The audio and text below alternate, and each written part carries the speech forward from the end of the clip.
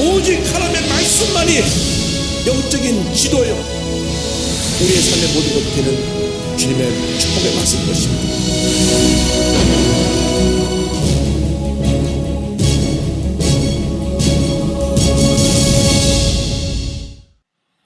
사무엘하 22장 8절 이하의 말씀을 가지고 주는 나의 등불이시니 이 같은 제목으로 오늘 말씀을 공부하겠습니다. 사무엘하 22장은 다윗이 모든 전쟁에서 승리하고 난 다음 하나님께 드린 감사 찬송의 노래요, 기도입니다. 우리가 일생 살아가는 동안 많은 어려움을 겪지만 주의 뜻에 합당한 삶을 살아가게 되면 주님의 때 반드시 모든 것이 합력하여 선을 이루고 좋은 일이 우리 모두에게 차고 넘쳐나게 될 것입니다. 8절 이하에는 자연을 통해 말씀하신 하나님에 대하여서 말씀하고 있습니다. 8절부터 17절까지 조금 긴 말씀이지만 우리 함께 봉독합니다. 이에 땅이 진동하고 떨며 하늘의 기초가 요동하고 흔들렸으니 그의 진노로 말미암음이로다. 그의 코에서 연기가 오르고 입에서 불이 나와 사르며 그 불에 숯이 피었도다. 그가 또 하늘을 드리우고 강림하시니 그의 발 아래는 어두캄캄하였도다. 구름을 타고 나르시며 바람 날개 위에 나타나셨도다. 그가 흑암 곧 모인물과 공중에 빽빽한 구름으로 둘린 장막을 삼으시며 그 앞에 있는 광처럼 말미암아 숯불이 피었도다. 여호와께서 하늘에서 우레소리를 내시며 진화신 자가 음성을 내시며 화살을 날려 그들을 흩으시며 번개로 무찌르셨도다. 이럴 때 야훼의 꾸지람과 콧김으로 말미암아 물밑이 드러나고 세상의 기초가 나타났도다. 그가 위에서 손을 내미사 나를 부두시며 많은 물에서 나를 건지셨도다. 하나님이 온 우주 만물을 다스리고 통치하신다는 것을 말씀해 주고 있습니다. 하나님께서 때때로 쓰나미를 통해서, 지진을 통해서, 천둥 번개를 통해서 우리에게 말씀하시기도 합니다. 그것을 가리켜서 일반 계시라 말합니다. 한번 따라서 일반 계시. 자연의 현상을 통해서 우리에게 말씀하시는 그 계시를 일반 계시, 자연 계시라 말씀합니다.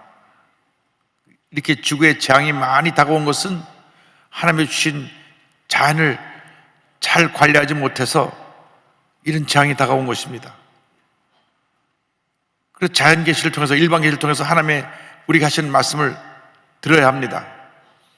그래서 양심이 화인 맞아서 하나님의 성을 듣지 못하니까 하나님께서 특별 계시를 통해서 우리에게 말씀하십니다. 특별 계시라고 하는 것은 성경을 보면 여러 가지 기적을 통해서 우리에게 하나님의 뜻을 나타내시는 것입니다. 홍해가 갈라지기도 하고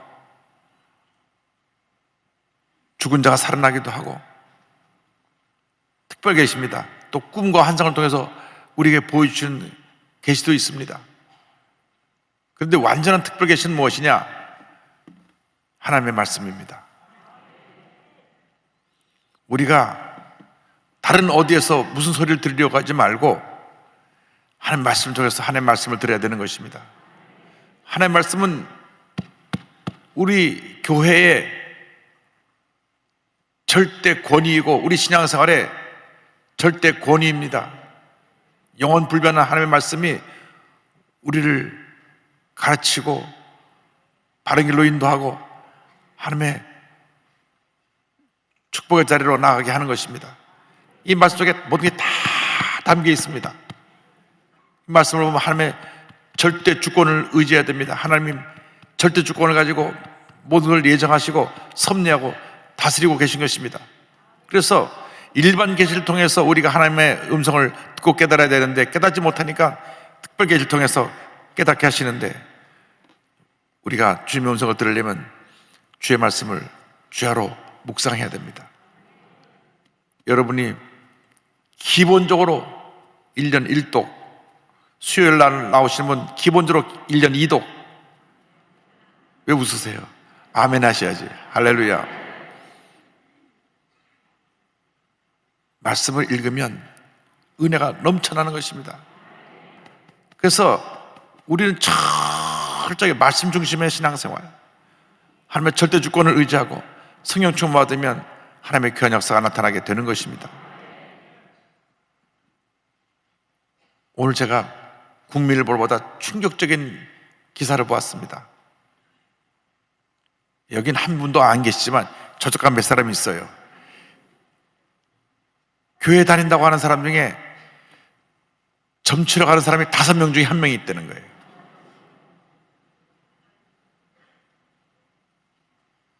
아니, 갈 데가 없어 점치는 데를 갑니까? 빈소 들고 가면 점쳐줍니까? 돈 내야 될 거 아니에요. 용한 점쟁이는 또 돈을 또 많이 받는 데잖아요. 요즘같이 경제가 어려운데 없는 돈 있는 돈 다 갖다 주고 또 헛소리 듣고 오고 마음만 불안해지고, 한번 갔다 오면 마음이 편찮아요. 또 가야 돼요. 또 가야 돼요. 예수님께 나오면 마음이 기쁨이 있고 평안함이 있고 치료가 용서가 있는데, 이 귀신한테 가면 자꾸 불안하고 염려하게 하고 걱정하게 하고. 이렇게 쳐다보니 아이고, 자녀가 문제가 많겠습니다. 문제 없는 자녀들이 다 문제가 있죠. 어떻게 하셨어요? 얼굴에 다 써 있습니다. 써 있게 뭐가 써 있어요? 그러니까 점치는 사람은 사람의 불안을 조성해서 돈을 긁어내는 것입니다. 근데 왜 속느냐? 진짜로 용한 점쟁이들은 사람의 과거를 봐요. 과거. 귀신 역사는 과거를 들춰내는 것입니다. 자꾸 과거를 얘기해요. 과거를 자꾸 얘기하는 사람들은 귀신에게 많이 영향을 받는 사람들이에요. 미래지향적으로 긍정적인 얘기를 하고 건설적인 얘기를 하고 창조적인 얘기를 해야지, 자꾸 과거를 들춰내고 네 고모가 교통사고로 죽었지 뭐 이래가지고 겁을 팍팍 준 다음에 그거 다 액땜하려면 돈을 내야 된다고. 이런데 혹해갖고 따라가면 안 됩니다. 전화를 하고 권사님하고 나하고 비밀인데요, 용한 점쟁이가 있대요. 점치러 갑시다. 절대 교구장님한테 얘기하면 안 돼요. 이제 그 얘기까지 다 이제 보고해야지. 얘기하지 말라고까지 얘기했다고 얘기해야 돼요. 왜? 그러는 것은 하나님이 기뻐하시는 일이 아니고, 성경에 그 사람들은 점쟁이들 돌로 쳐 죽이라 그랬어요. 그렇다고 해서 지금 다 돌 들고 가려는 건 아니지만 구약시대에 그랬다면, 구약시대 그 시간에 성경 보고, 그 시간에 기도하고, 그 시간에 예배드리고, 그 시간에 주님과 더 가까이 나아가서 찬송과 감사로 주님과 교제하는 시간을 가는 여러분 되기를 바랍니다. 절대로 점치는 데 따라다니면 안 됩니다. 사업하는 사람들이 사업이 안 될 때 점치러 다닙니다. 정치하는 사람들이 점치러 다닙니다. 모든 통계를 내보니까 아주 유명한 점쟁이들이 다음에 누가 대통령 될까 점친 걸 보니까 50%가 맞더래요. 50%. 둘 중에 하나니까 50%밖에 안 맞죠. 저한테도 뭐라도 제가 다음 대통령 누가 될지 알려드릴 수 있어요. 둘 중에 한 사람이 됩니다. 100% 돼요. 그러니까 저한테 와서 감사금 하시라고 그 무당한테 가지 말고, 너 누가 대권 후보가 저한테 와서 정확하게 답을 드릴 수 있습니다. 어느 쪽에 와도 두 분 중에 한 분이 됩니다. 그런데 현혹되면 안 돼요. 하나님 말씀을 듣고 말씀에 순종하고 말씀을 따라가야지. 그런데 하나님께서 우리에게 양심을 주셔서 일단 이 자연 계시를 통해서 주님의 음성을 듣게 하셨습니다. 로마서 1장 19절로 20절입니다. 이는 하나님을 알만한 것이 그들 속에 보임이라. 하나님께서 이를 그들에게 보이셨느니라. 창세로부터 그에 보이지 아니하는 것들 곧 그의 영원하신 능력과 신성이 그가 만드신 만물에 분명히 보여 알려졌나니 그러므로 그들이 핑계하지 못할지니라. 우주 만물을 보면 하나님이 지으신 것을 알 수 있습니다. 진화론자는 이상 모든 일이 우연히 생겨났다. 수억만 년 전에 어느 날 갑자기 조그만 아메바라고 하는 미생물과 같은 게 생겨나서 점점 시간이 지나가면서 발전돼서 생물이 되고, 이렇게 돼서 오늘의 모든 생물체가 존재하게 되었다. 틀린 말씀입니다.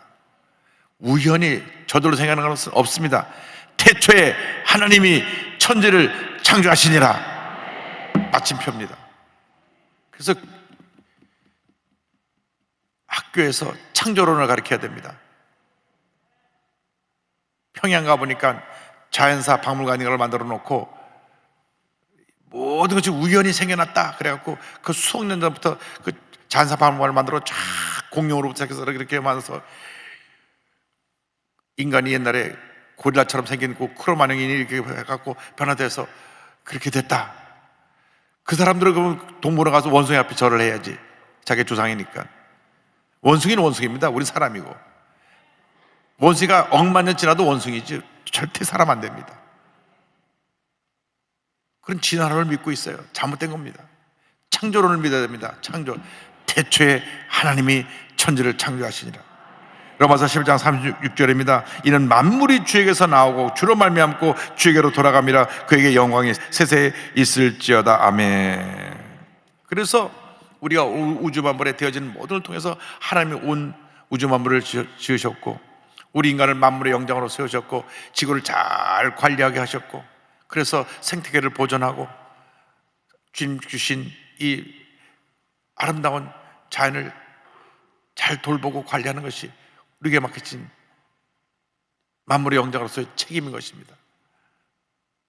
그래서 우리가 이 세상이 변화된 모습을 보면서 하나님의 뜻을 깨닫는 것입니다. 추운 겨울이 지나면 봄이 오듯이 우리 인생의 시련의 시간이 지나가면 축복의 희망의 봄 같은 날이 다가오는 것입니다.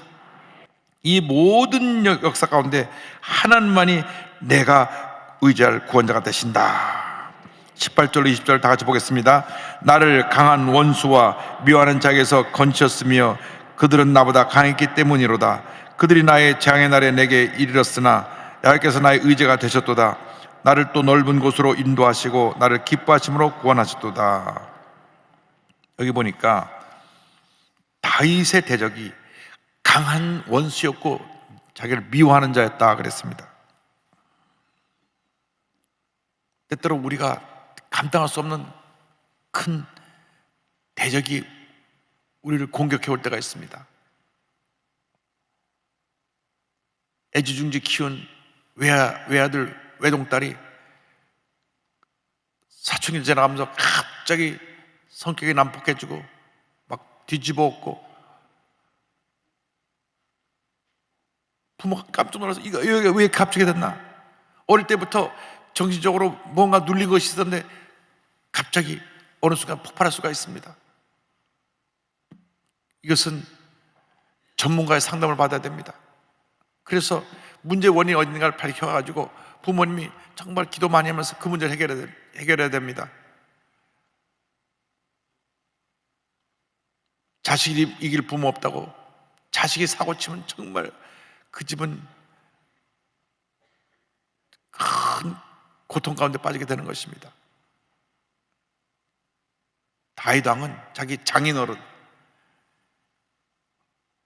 장인어른이 딸을 자기한테 줬으면 사이 잘 되라고 칭찬해주고 도와줘야 할 텐데 딸을 주고 나서 죽이러 다녔어요.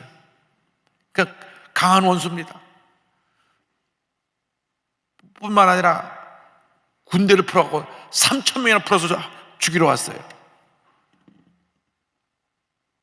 본인은 일개 평민입니다. 물론 골리앗을 무너뜨린 민족의 영웅이기도 하지만 왕 앞에서는 일개 신하에 불과하고 평민에 불과했는데 정예 부대 군사들을 3,000명 풀하고 자기를 죽이러 오니까 그 얼마나 힘들었겠습니까? 하루 이틀이 아니고 그 오랜 기간 동안 이리도 갔다가 저리로 갔다가 자기 잡으러 오면 또 딴 데 가서 주로 산골짜기 깊은 그 동굴 같은 요새 같은 데 가서 숨어 있다가 누가 또 가서 그것도 일러줍니다. 어디 숨었습니다. 꼭 그렇게 주변에 그런 굽은 사람들이 있어요. 하나님이 벌을 내리실지어다. 그리고 다윗이 또 누가 가서 일르면 또 도망가고 또 도망가고. 그런데 그 고난에서 구원해 주실 분은 하나님 한 분뿐이십니다. 할렐루야. 구원해 주실 뿐 아니라 하나님은 나에게 상 주시는 하나님이시다. 다윗은 고백합니다. 그 다음에 그러나 하나님 나를 구원해 주고 나에게 상을 주셨습니다. 왜 상을 주셨느냐? 내가 공의롭게 행했기 때문에, 바르게 행했기 때문에 상을 주셨습니다. 21절 다 같이 보겠습니다. 야훼께서 내 공의를 따라 상 주시며 내 손의 깨끗함을 따라 갚으셨으니. 하나님 앞에 바로 서 있으면 하나님 복을 주시는 것입니다. 문제가 생겼을 때 내 자신을 먼저 들여다봐야 됩니다. 대부분의 경우 내가 주님 앞에 잘못한 것이 있어요. 그때는 천부의 의지 없어 손 들고 옵니다. 하나님 앞에 엎드려 회개하고 죄 도우심을 간구해야 됩니다. 다윗은 내가 이렇게 절망 가운데 있어서 하나님 앞에 바로 서려고 노력했던 나를 보시고 나를 구원하셨다. 뿐만 아니라 나는 하나님 말씀을 지켰습니다. 22절 23절 다 같이 보겠습니다. 이는 내가 야훼의 도를 지키고 악을 행함으로 내 하나님을 떠나지 아니하였으며 그의 모든 법도를 내 앞에 두고 그의 규례를 버리지 아니하였음이로다. 내가 말씀을 지키고 악을 행하지 않았습니다. 말씀을 지키면 악을 행할 수가 없죠. 우리 예수 믿는 사람들의 삶의 길잡이는 하나님의 말씀입니다. 자동차에 내비게이션을 들어서 목적지로 인도하는 그 내비게이션을 따라갔는데, 우리 인생의 내비게이션이 하나님의 말씀인데 말씀을 따라가지 않고 사람 말을 따라가고 환경을 따라가고 물질을 따라가고 세상 권력을 따라가다가 잘못되어져서 큰 절망에 빠진 사람이 한 사람이 아닙니다. 철저하게 말씀 중심, 할렐루야. 말씀을 주야로 묵상하고 말씀을 지켜 행하고 말씀을 통해 주님의 음성을 듣고 말씀을 통해 내가 치료받고 회복되고 변화되는 역사 있게 되기를 바랍니다. 나아가서 하나님 앞에 완전하여 죄악을 피했다고 24절에 고백합니다. 24절 보겠습니다. 내가 또 그의 앞에 완전하여 스스로 지켜 죄악을 피하였나니. 늘 하나님 앞에서, 코람데오라고 하는 말이 있습니다. 하나님 앞에서, 하나님 앞에서, 하나님 앞에서의 의식을 갖고 살면 그 인생이 복된 인생이 되는 것입니다. 마르틴 루터가 종교개혁을 할 때 하나님 앞에서 내가 내 양심을 지킨다. 종교개혁을 하니까 당시 캐톨릭이 모든 유럽 나라에 국교가 돼 있었고, 그들이 정복한 모든 나라에서 캐톨릭을 저들이 받아들였는데, 캐톨릭 교황의 권세가 얼마나 셌는지, 왕이 말을 안 듣면 왕까지도, 나라의 왕도 바꾸는 그런 막강한 권력을 갖고 있던 교황인데, 일개 신부가 잘못됐습니다 95개 항목을 써가지고 비텐베르크 성당 앞에 탁 붙여놓고, 어떻게 성베드로 성당을 지으면서 이렇게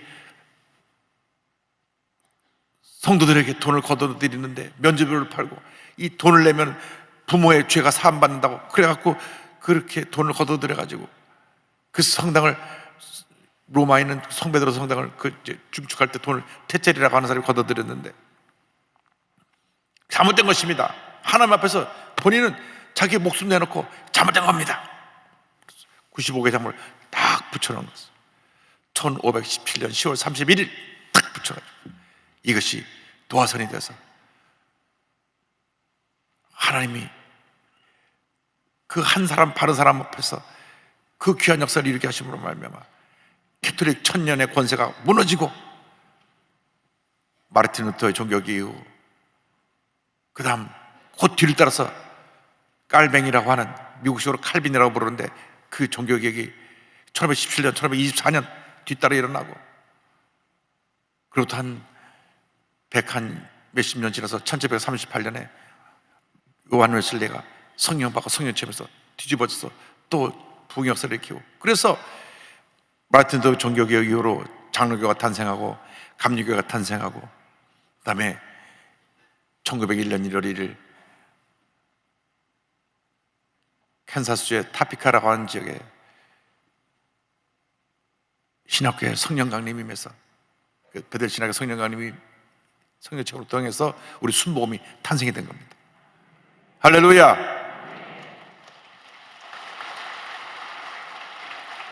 근데 그 한 사람, 말했던 그 한 사람이 하나님 앞에 바로 서서 캐톨릭의 잘못을 지적하니까 그 누구도 감히 어떻게 그 왕까지도 바꿀 수 있는 권한을 가지고 있는 권세에 대항할 수가 없었는데 딱 이 마르틴 루터가 일어나서 잘못된 점을 지적하고, 그 다음에 마르틴 루터가 한 큰 공을 세운 것은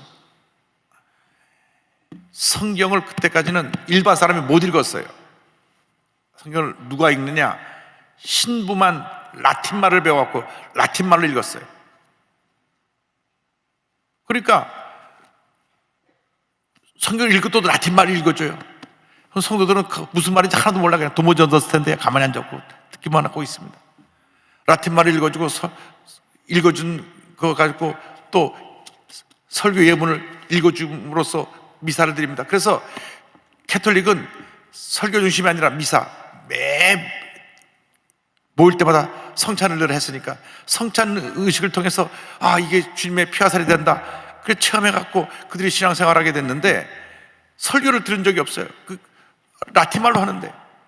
그런데 마르틴 루터가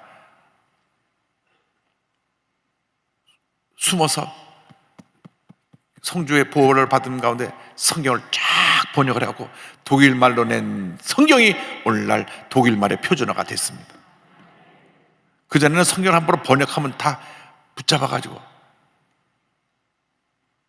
불경죄를 져준다.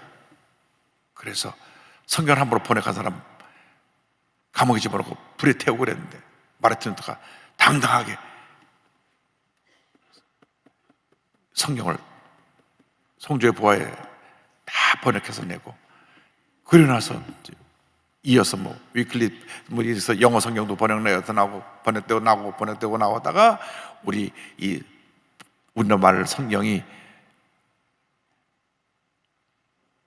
만주에서 장로교 선교사인 존 로스 선교사와 그의 처남의 부지간인 맥킨타이어가 서상윤이라고 하는 분의 도움을 받아서 번역이 탁 돼서 나오기 시작했고,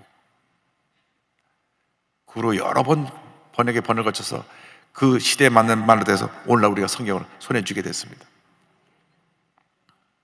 근데 그 한 사람 여러분의 가정의 대표로서 여러분 한 사람이 바로 예수를 믿으면 여러분 가정이 다 복을 받게 되는 것입니다. 구역장 한 사람이 바로 서 있으면 온 구역이 복을 받는 것입니다. 교구장 한 사람이 바로 서 있으면 온 교구가 부흥하는 것입니다. 한 사람이 중요합니다. 그래서 다윗이 내가 하나님 앞에서 완전하게 서서 내가 하나님 보시기에 부끄러운 삶을 살았습니다. 25절에 이와 같은 말씀이 이어집니다. 나의 의를 보시고 하나님께서 보장하셨습니다. 25절 다 같이 보겠습니다. 그러므로 야훼께서 내 의대로 그의 눈앞에서 내 깨끗한 대로 내게 갚으셨도다. 내가 의롭게 살았기 때문에 하나님께서 나를 보시고 나에게 복을 내려주셨습니다. 그래서 오늘 우리가 기억해야 될 것은 하나님과 나와의 관계에 내가 바로 서 있느냐, 내가 의롭게 살고 있느냐, 하나님을 깊이 가는 삶을 살고 있느냐, 매우 중요한 것입니다. 여러분을 통해서 여러분의 가정이 변화되고 자손 만대 여러분 가정에 복이 임하는 것입니다. 여러분 한 사람이 주님을 잘 섬기고 교회에서 충성헌신 봉사하면 그 상급이 대대로 이어지는 것입니다. 한 사람이 사고치면 온 집안이 다 멸망받을 수가 있어요. 오늘 새벽 예배에 저 설교했지만 아간이 범죄함으로 말미암아 온 집안이 다 몰살당했습니다. 아울 골짜기에 끌려가서 돌무더기를 이루었습니다. 다 죽었어요. 다단과 아비람이 하나님 뜻을 거역하고 대들었다가 모든 가족들이 다 일가가 그냥 싹 다 땅에 꽂혀 들어가 죽고 말았습니다. 한 사람 잘못하니까 온 가족이 몰살당하기도 하고, 한 사람이 바로 섰으니까 온 나라가 살고 온 세계가 사는 그런 은혜가 임하게 된 것입니다. 그래서 여러분 특별히 한 사람 한 사람 올 한 해 주여 나를 통하여 우리 가정이 복받게 하여 주시고, 나를 통하여 우리 직장이 복받게 하시고, 나를 통하여 우리 구역이 복받게 하시고, 나를 통하여 우리 사업이 복받게 하시고, 나를 통하여 교회가 부흥되게 하여 주옵소서. 위대하게 아름답게 쓰임받는 여러분 모두가 되시기를 주님의 이름으로 축원합니다. 기도하겠습니다. 사랑과 은혜와 자비가 무한하신 하나님 아버지, 한 번뿐인 인생인데 예수 믿고 복받은 인생 살게 하여 주시고, 우리를 통하여 우리 가정뿐 아니라